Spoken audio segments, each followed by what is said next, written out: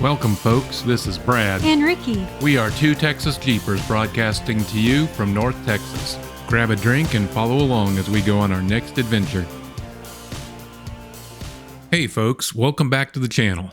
If you've seen some of my other videos, you might remember my buddy Mark, because he's been to the local off-road parks with me a bunch of times. But man, ever since we went to Bridgeport with Jason, he's had a two-door itch that he's been trying so hard not to scratch. A few times that we've gone, I even let him take the controls for a bit. Basically, I like to torment him. But we know, he knows, that's how I roll. You're a bastard, you know that? Why is that? Because every time I ride in this thing, it makes me want to get a Jeep. I'm sorry. No, you're not. and that's just it. I know you're not. Anyway, he's been hounding me a little bit to go off-roading again. He wanted to see if he really wanted one because things were starting to get serious. In fact, he may actually be ordering a two-door of his own this week. Since he's been with me to Hidden Falls and Bridgeport a few times, I figured I should take him to Barnwell Mountain this time. The plan was simple. Don't get lost this time and find some three-diamond trails. We were mostly successful at both. After coming down the main park road a little ways, we found a sign with 3 diamonds for a trail called Greenlane. The only thing we could really see was the drop-in, but the map showed that it was just a short connector between here and Linda Gail to the east.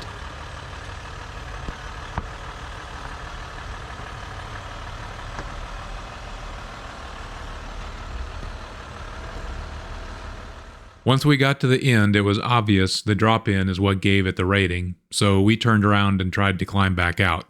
The only thing that worried me climbing out was the lack of winch points. If we couldn't do it, we'd be forced to back up a ways before we'd be able to turn around. The first couple attempts failed because I just couldn't get enough traction to pull my rear tires up. I tried using Max's strategy of slowly spinning the tires and turning left and right, trying to get them to hook up with something. The only other thing I could think of was coming out more at an angle, which would give my passenger rear tire a little bit of a ramp trying to come out. That was impressive, Bradley. After making it out, we continued on the main road and took a fun little side part. I think this used to be just a flexi section, but it seems like it's gotten dug out a bit since the last time I was here. Or maybe it wasn't, my memory's just bad. Continuing on and going east on the main park road while looking for a trail called Angry Jeep. It's only a 2-diamond rated trail, but we were actually having a hard time finding any that weren't rated 4s. A little further down, we find a sign with 2 diamonds, but it said Louisiana Backroads. I don't know if that's the trail name or something else. Whatever trail it was mostly flat, winding through trees, and sprinkled with mud puddles. Then we got to a section I thought looked familiar. This trench on the right, with the 2-door coming up, was the same one Ricky and I found ourselves on back when her Jeep was brand new. Back then, those rocks at the top, I guess, were still buried. The worst part, though, was the side of the trail next to the tree was really dug out, so you would really lean towards those tree roots. At the time, I was scared to try it.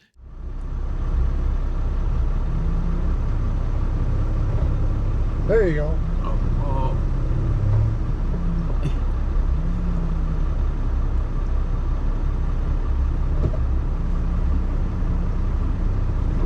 Nice. After we watched them come up, Mark wanted to go and get their thoughts on 2-door life. So he went over and met Nick and Colton while I pulled forwards to keep from blocking the trail. Nick's got a sport model with a V6 and the only changes he's made were Rubicon takeoff, tires, and wheels. They were curious to see how a long Jeep with lockers would climb the same thing, so we went down, turned around, and came back up. And Colton was cool enough to record a little B-roll for me.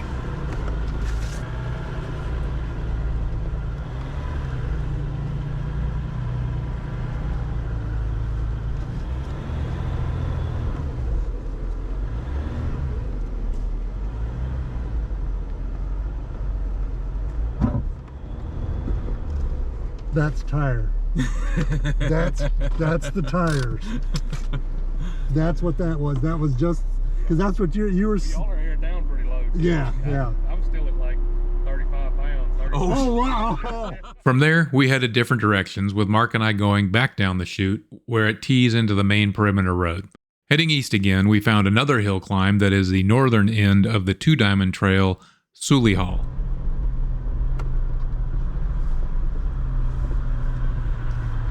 Do they do any maintenance on these trails, or? I think they do. I've seen a bulldozer in here before. Okay.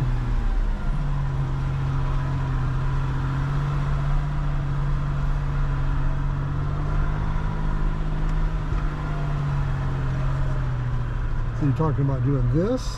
Yeah. Because we're going to be leaning downhill. We'll do the max power.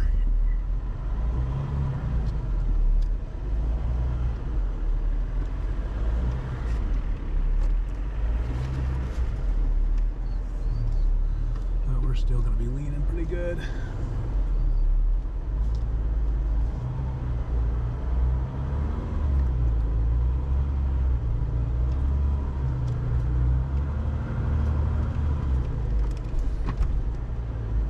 You're flying the wheel there? Were we? Yeah. Their map shows the trail cutting across, but everywhere we went from there, we saw wrong way signs. So we ended up going back down to the main road.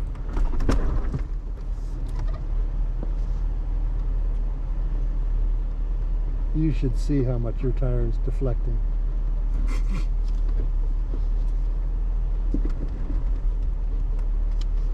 It was bulged out that far.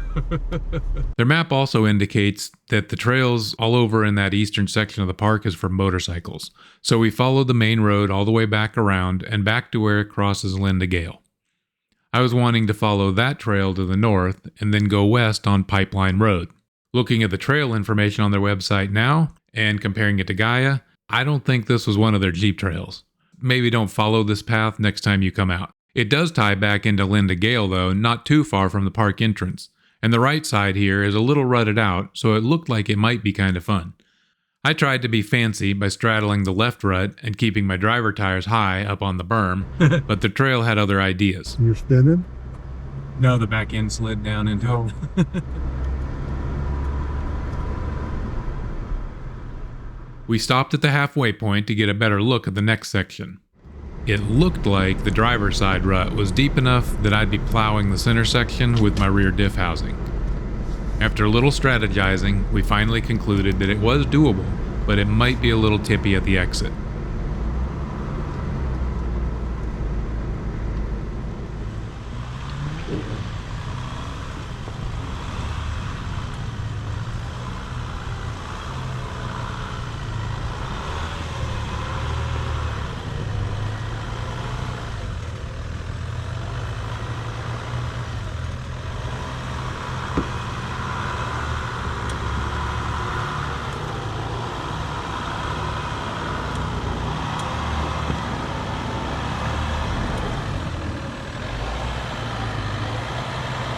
Driver.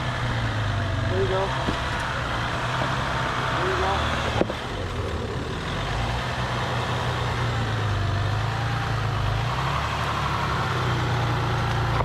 After coming up, we saw a small group of Toyotas lined up to give it a try. Behind them was Nick and Colton in their two-door again. After they came up, we talked a little more and then followed them down to the southern part of the park. The first turn off the main road is south onto Clydes Ravine, which is a 3-diamond rated trail.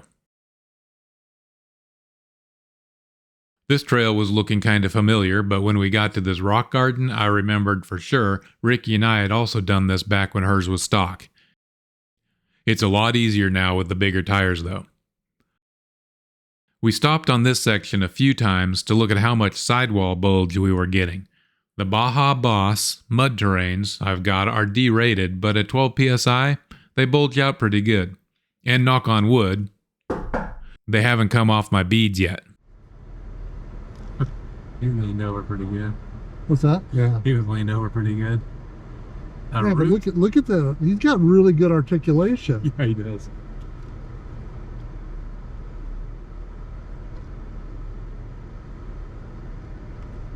Yeah, he put a little bit of lift and some 35s on there.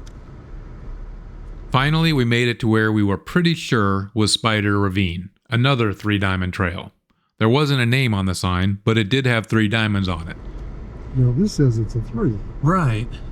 So, I don't know.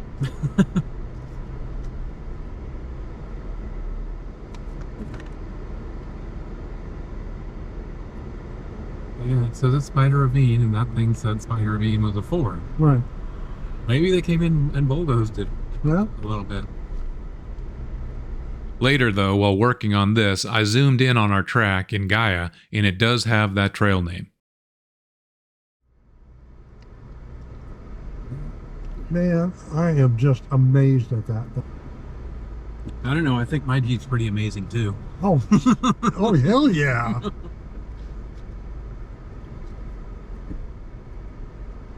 Colton got out here to let us know that the last time they were here, they discovered taking a left here was pretty hard.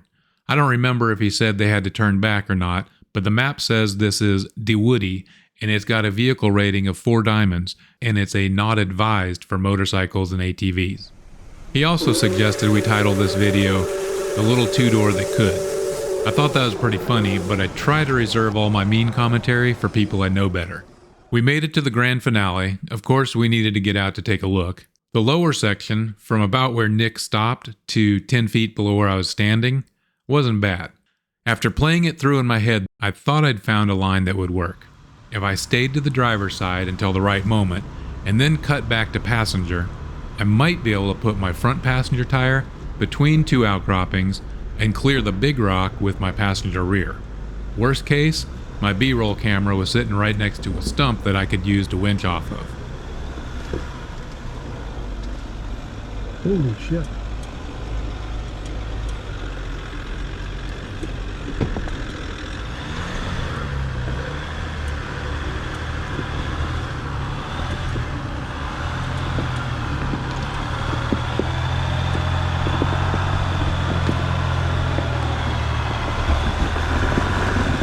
Well, I was almost exactly on my line, but I didn't quite have the traction to pull the passenger rear tire over the ledge.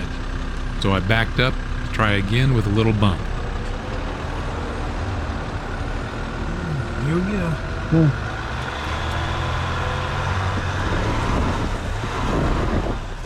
A tad more speed would have been better, but we managed to claw our way over it. Nick wasn't sure if he wanted to try this one at all, but after he watched me make it up, he went for it. That's happened for me a few times too, mainly when I follow Brady around. I just realized something. Colton didn't get back in. Where's the trust, man? Anyway, I figured he had a decent chance for success following the same line, partly because of the shorter wheelbase. What I didn't take into account, though, was the mild ruts I mentioned earlier. Those are a little less forgiving of the stock Rubicon-sized tires. Okay, stop. Turn this way. And slow. More.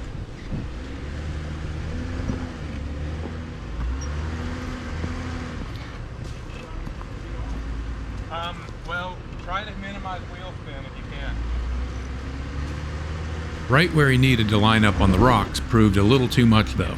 We stacked rocks to get the front over, but what I was worried about for me is pretty much what happened to him instead. On his driver's side, he was needing to climb out of the rut with his rear and over a rock with his front. This gave us an opportunity to do a recovery, though. I connected to his recovery point with a soft shackle and a factor 55 recovery ring on that. That way I could run the winch line through it and double back to the stump that was right next to my tripod. That has a couple of benefits. First, it takes some of the load off my vehicle and shares it with the stump. Second, it allows us to pull more line out, which means less of it is coiled on the winch drum. Mark reminded me that I should put a blanket on the line, but a sweatshirt wrapped around it had to suffice. He's a good friend and wanted to make sure I was safe during future recoveries, so he got me this nice safety vest. At least I think that's what it is. Thanks, All right. Mark. Brad, do you want to run this or you want me to? No, go ahead. You're in drive. Just a little bit of throttle so you get slight wheel spin. Go ahead and start reeling in. Anyway, Nick and Colton, it was nice wheeling with you, and it was a pleasure to meet you both. Everyone else out there, if you see us on the trail and want to come along, just wave us down. As always, be safe, take care. Thanks for watching.